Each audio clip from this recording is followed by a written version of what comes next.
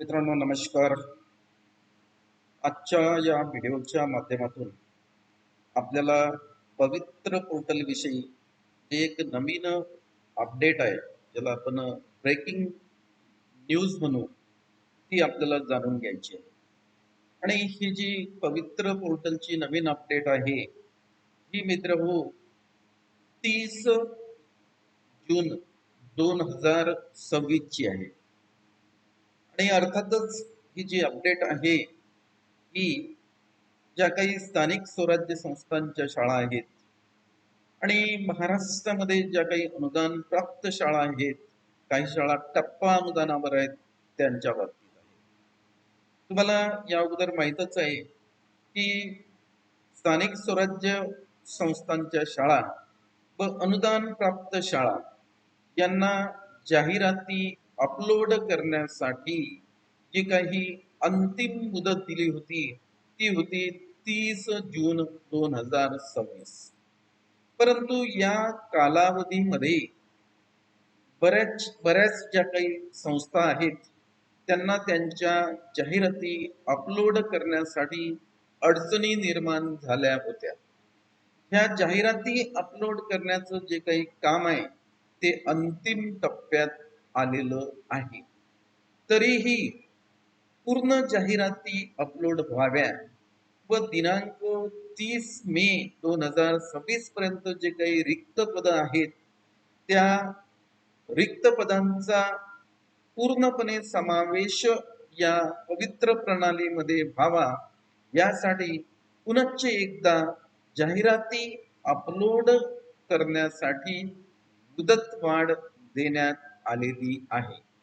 आणि आता ह्या ज्या खाजगी शैक्षणिक संस्था आहेत आणि स्थानिक स्वराज्य संस्थांच्या अंतर्गत ज्या शाळा चालवल्या जातात त्यामध्ये जी रिक्त पदांची संख्या आहे त्यांच्या जाहिराती अपलोड करण्यासाठी 10 जुलै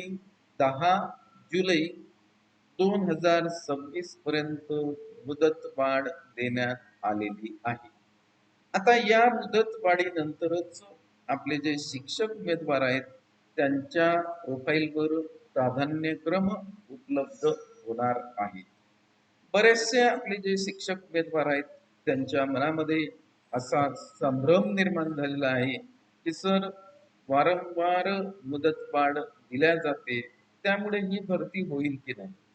मित्रो, आपल्या महाराष्ट्रामध्ये तुम्हाला मला आवर्जून सांगावंसं वाटते की पवित्र पोर्टलचा जन्म 2017 मध्ये झालेला आहे आणि पवित्र पोर्टलच्या मार्फत आतापर्यंत जवळपास 2017 आणि 2022 अशा 2 वेळ भरती प्रक्रिया राबवण्यात आलेली आहे.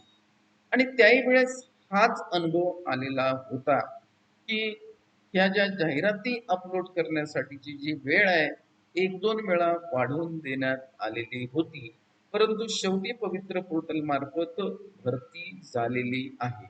त्यामुळे आपण निश्चिंत राहायला पाहिजे, कारण ही जी सर्व प्रणाली आहे ही कम्प्युटराइज आहे आणि ही कम्प्युटराइज प्रणालीमध्ये कुठल्याच प्रकारची चूक होऊ नये त्यासाठी वारंवार ह्या ज्या काही तारखा आहेत त्या वाढवून देण्यात येत आहेत.